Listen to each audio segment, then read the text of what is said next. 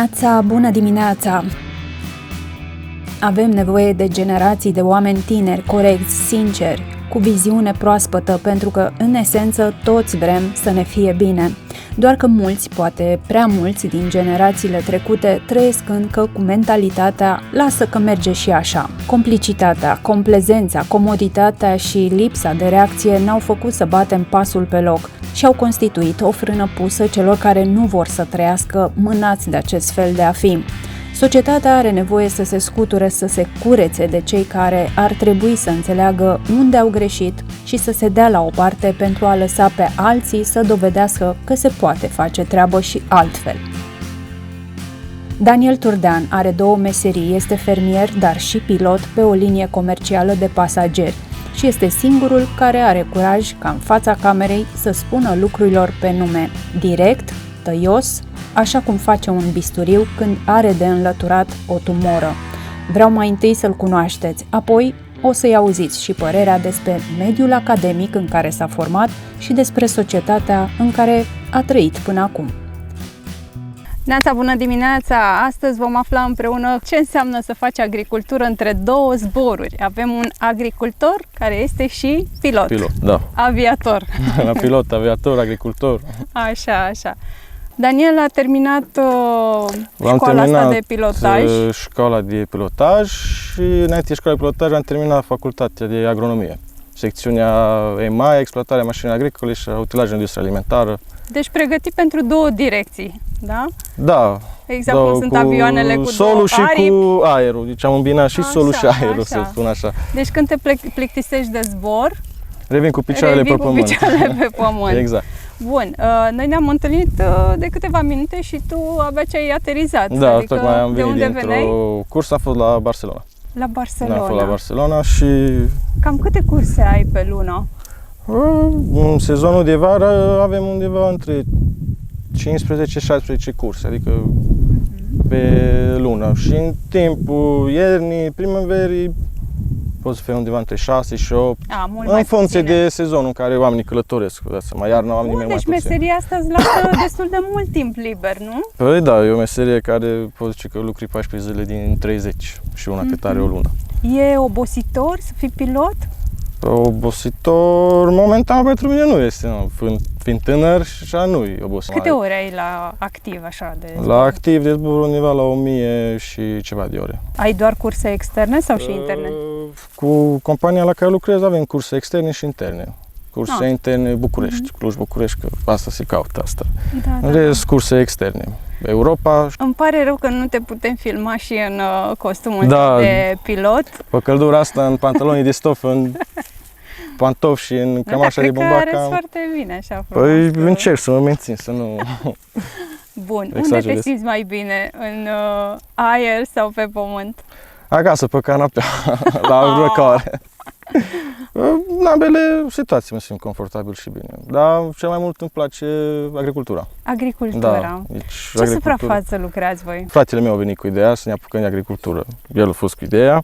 Da, dar stai puțin, că tatăl tău făcea agricultură, tatăl meu face agricultură de foarte mulți ani. Deci e fermă de familie? Fermă de familie, deci tatăl meu lucră cu mama mea, au separat față de mine și fratele meu, dar totul e la comun, să spun așa. Administrația diferă, în cauza generației și a micilor conflicte. Asta oricine poate să confirme care lucră în familie, că sunt păreri diferite și să nu fie conflicte, atunci fiecare e separat cu administrația. Bun, și tatăl tău cât lucrează, voi doi cât lucrați? Tatăl meu lucrează undeva la 800 de hectare și eu cu fratele meu avem undeva la 400 de hectare. 400. Da. Și să spunem că și fratele tău. Da, și fratele meu mai mic, păcat că n-a putut să vină și el, că putea să spună el mai multe, că el era cu... Da. Ăsta și fratele meu e pilot la altă. Același program ca și tine? Același program ca și mine la o companie diferită. Concurentă, concurentă chiar dominatoare. Așa, bun. Și ce faceți? Măcar reușiți să vă completați așa când el plecat, ești tu acasă? Deci tot timpul cineva e la sol, să spun așa. Dacă nu amândoi, unul dintre noi tot timpul e. Cum e anul ăsta pentru voi? Cum se vede agricultura românească de sus? De sus se vede bine, Da? ca și de la birou, că fac mulți agricultori la birou, se vede bine de la birou. Adică așa mai superficial? Mai de sus îl arată frumos, e asta dens, dacă mergi și te plimbi prin cultură, vezi, mă, aici s-o dat mistrețul, aici s-o dat cerbul, aici avem un pic de băltire, aici avem un pic de greșeală, asta e. Dar anul ăsta grâul pot zice că e undeva decent. Da. Deci în zona noastră anul trecut am scos media la grâu, a fost un an bun pentru grâu. Am fost undeva la 7200 de kilograme la hectar. Foarte bine. Și ce producție estimezi? Sincer, aș spune undeva la 6 toni jumate spre 7. Sper 7, dar undeva realistic cred că un 6 toni jumate. Da, da. Și ce alte culturi mai aveți Mai avem o cultură de rapiță. Fermă. Rapiță asta, da, aici, care suntem. Da, și avem o cultură de orzacă de primăvară pentru malți. Și avem soia și un pic de porumb pentru arendă. Porumb în zona noastră aici, cel puțin nu punem din cauza mistreților. Daniel, cine vă mai ajută în fermă? Aveți angajați? Fermă, v-am spus, deci administrația diferită, dar și deciziile pe fiecare firmă, dar tot timpul ne consultăm cu părinții noștri, cu maică-mea și cu taică-mea, amândoi. Taică-mea care e în domeniu de mulți ani și cum am avut părțile astea economice, contabilicești. Da, angajați, mecanizatori? Angajați avem, da, avem niște băieți chiar foarte buni.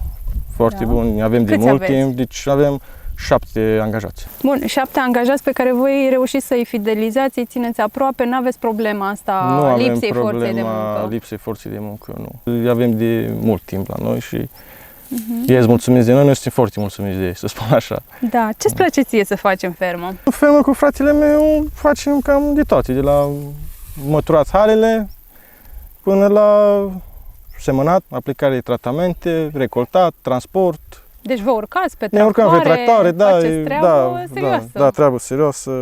Excelent. Ne place. Și tatăl meu la fel. E și o satisfacție așa să stai acolo liniștit în tractorul tău, el să meargă. Da, aer condiționat, muzică, te relaxezi, mergi la automat, te uiți pe geam, te uiți în spate, să nu pierzi ceva, să n-achezi ceva și cam asta e. E ceva ce am văzut acasă și am făcut și noi, că și tatăl nostru la fel, și acum la vârsta lui se suie pe tractoare, mere. Da, se implică activ. Așa suntem obișnuiți, așa am fost crescut, să zic așa. Da. Să avem activitate, să nu stăm. Daniel, ce le spunem tinerilor care se uită la noi, cei care își caută un drum în viață, care poate termină și o facultate de agricultură sau altceva? Ce le-ai recomandat tu din experiența ta? Crezi că agricultura este un domeniu de viitor? Merită să investești în agricultură? Agricultura e un domeniu de viitor, numai piața, părerea mea personală, e foarte grea. Deci vă spun sincer, cu fratele meu nu i-am fi apucat de agricultură dacă nu aveam sprijinul părinților. Deci la început am avut sprijinul părinților din punct de vedere a utilajelor și a cunoștințelor. Cu totul că eu terminasem facultatea de agronomie la secția EMAIA și fratele meu agricultura. Da.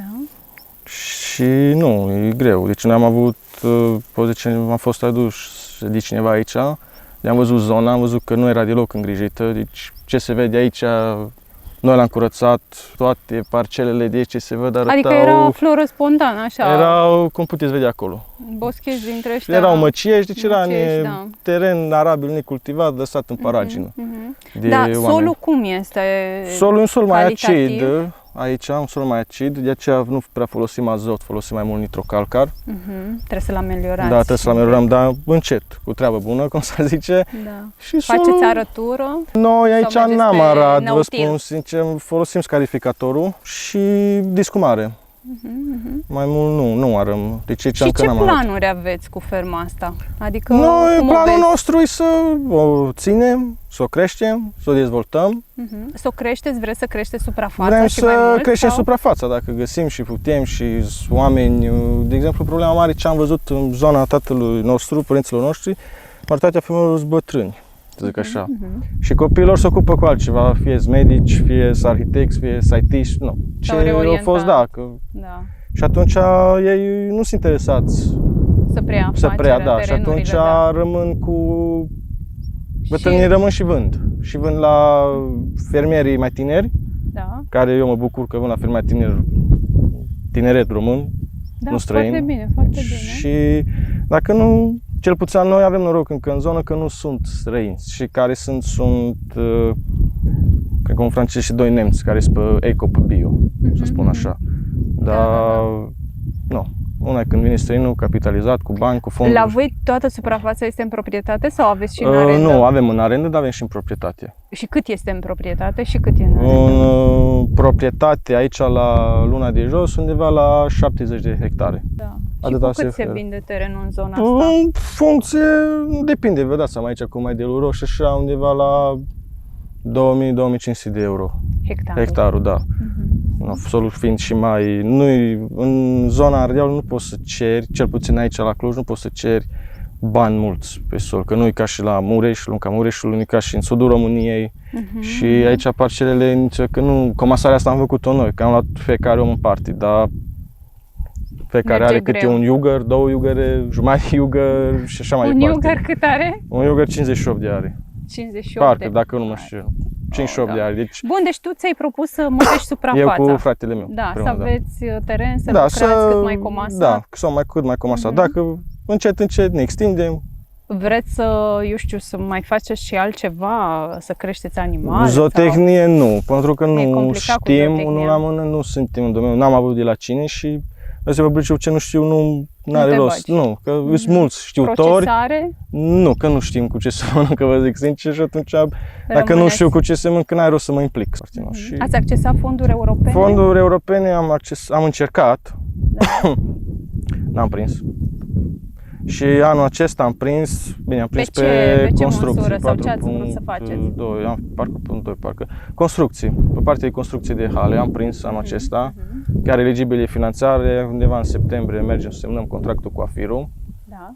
Am avut noroc, deci e eligibil și da, eligibil de finanțare, da, ne-au luat cam fratele meu, s-a implicat, s-a dus, s-a umblat el după avize, după una alta, 3 ani. Unul am contribuit să fie actele conforme, deci cel puțin la noi toate terenurile să dea puzul, pugul, toate cele trebuie la Consiliul Județean Cluj, la care nu știi când intri, că e cererea mare și nu. Așa a fost situația, dar a fost ok. Și valoarea proiectului? 1.500.000 de euro, 70% partea Uniunii Europene și 3% finanțarea noastră, 3%. Da, noi am avut ofertele de anul trecut. Anul ăsta cu diferi s-au crescut și asta acum este. Trebuie să vă asumați. Ne asumăm, că ne-am înscris și am zis, am știut, se întâmplă, ne asumăm, asta e. Adică foarte mulți m-au sunat și pe mine și pe fratele meu și primul lucru, cei care vând partea asta de tehnică de transport, de condiționare și primul lucru ce m-au întrebat e, mai implementați? Și ce capacitate va avea silozul?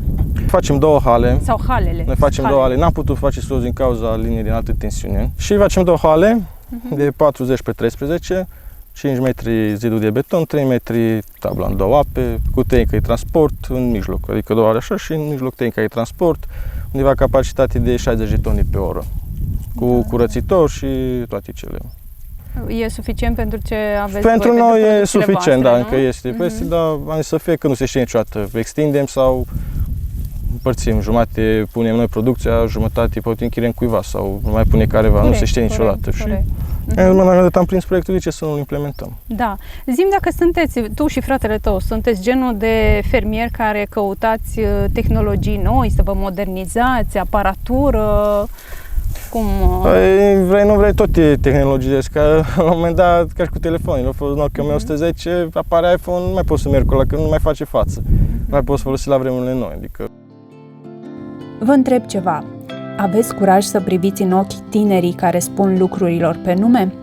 Daniel Turdan vorbește despre cum nu se face practică, ce se învață la orele de mecanizare și altele.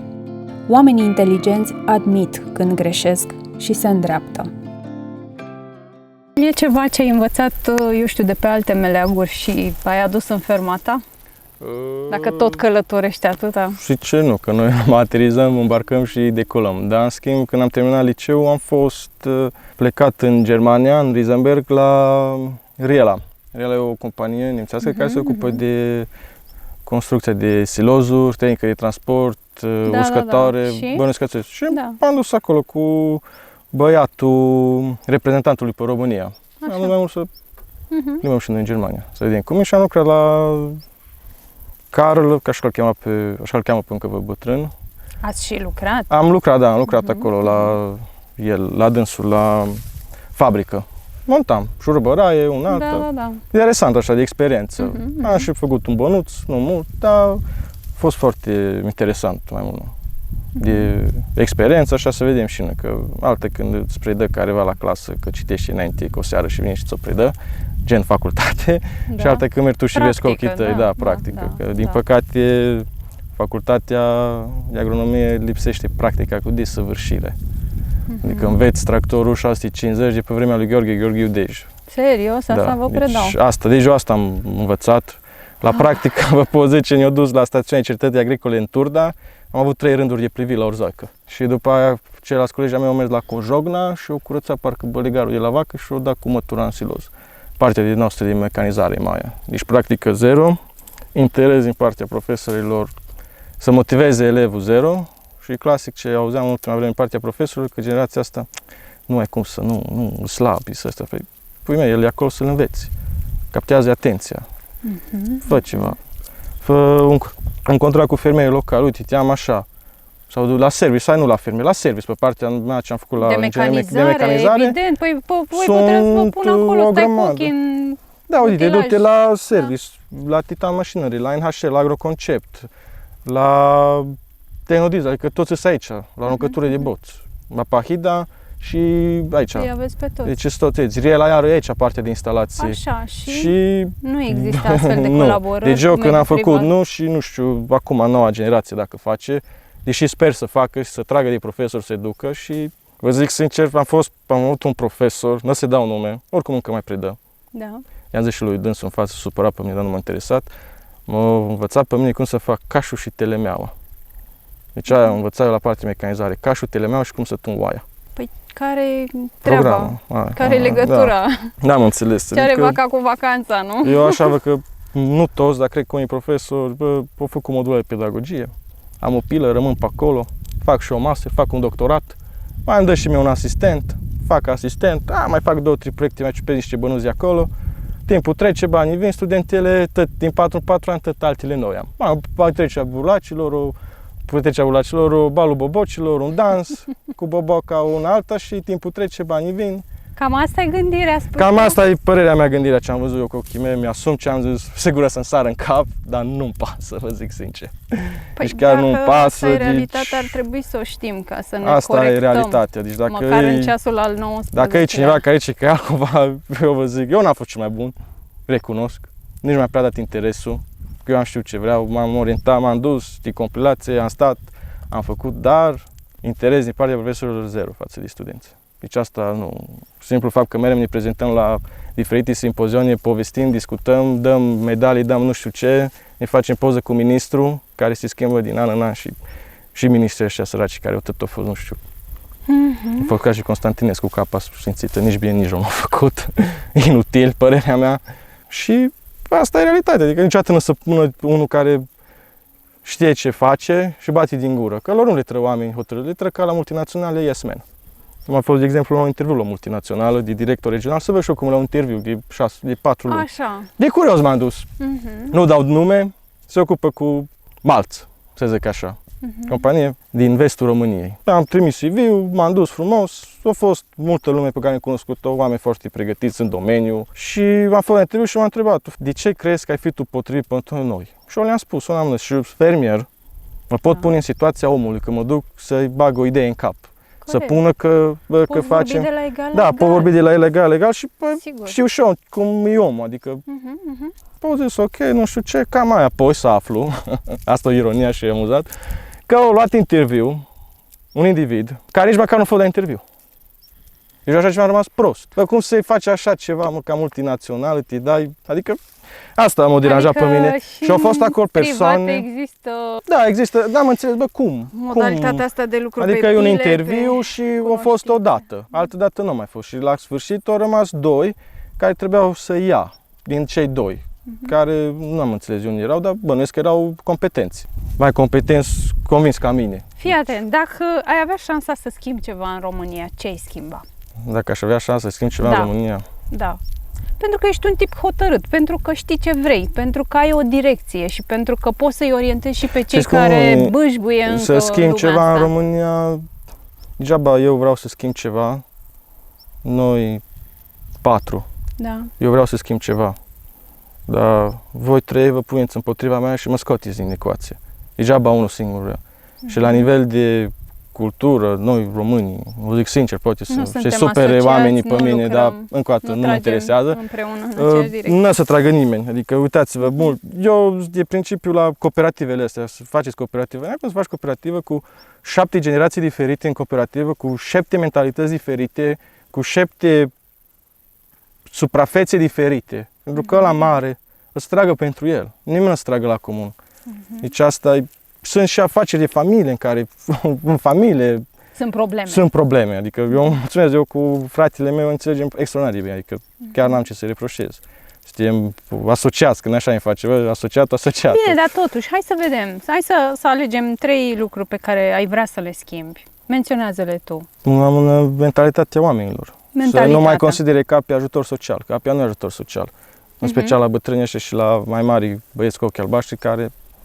Deci asta, unul la mână, asta schimba. Da. Dacă se poate, dar nu se poate, că nu se doar interese. Cu generațiile o să fie. Cu generația, da, asta. Trebuie să avem răbdare cu mentalitatea, e o chestie au trecut 30 de ani și tot încă avem răbdare. Așa, 2. Hai ceva mai pragmatic. Mai pragmatic, să fermierii să nu se mai vândă așa ieftin. Deci să nu se mai vândă așa ieftin. Am înțeles, e greu, că trebuie să fii capitalizat, să poți să stai în picioare, deci trebuie să ai bani. Da. Că iei inputuri pe datorie, ai termenul ăla, spune, și atunci tu trebuie să vinzi rapid să... Da, ești forțat. Ai 4 culturi, din 4, 2 le vinzi automat la preț de nimica, că trebuie să acoperi datoriile și 2 le mai ții, dacă ai unde să le ții. Dacă nu, și alea le dai aici. Bun, să nu se mai vândă ieftin, da? Da. Zici tu, să se capitalizeze aici, asta e o adevărată discuție, într-adevăr, foarte greu. Facem o emisiune. Da. 3? Fie mai bun, să nu se mai uite la capra vecinului, să nu mai dorească nimănui rău. Adică asta e, la unul mere bine, la unul mere rău, dar nu mere că fiecare cu șansa el o vin și nu? ți-o furație pălăria din cap să nu-l bată soiul. Asta e fiecare, e șansă, e noroc, trebuie să fii norocos, dar trebuie să și știi. Că mulți trece norocul pe lângă ei și se uită la el trecut. Cu 30-40 hectare nu faci treaba.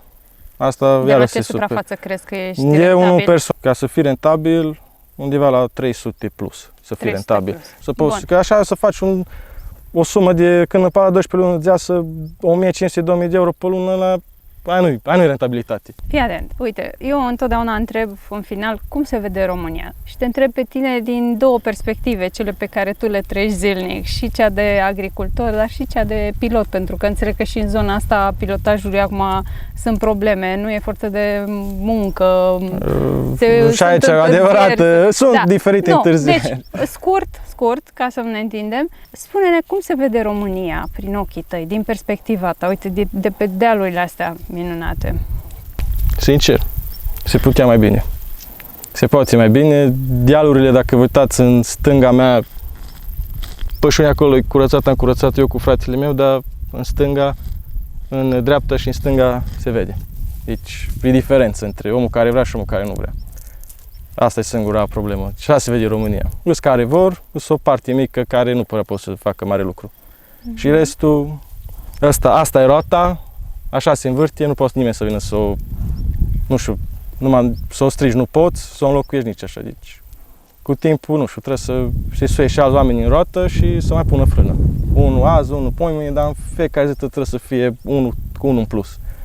Deci o să dureze foarte mult. Dăm voie să te felicit pentru ceea ce faci. Frumos. Succes în treaba ta, în munca ta, recolte bogate îți doresc. Să sperăm că să fie. Și drumuri frumoase. Mulțumesc. Sus acolo pe cer. Mulțumesc. Pop. Tot ce pot să mai adaug după această discuție este să vă rog să gândiți profund, să aveți curajul schimbării, să terminăm cu mentalitatea care ne ține pe loc și să facem împreună România să renască. Pe curând! Cu bine!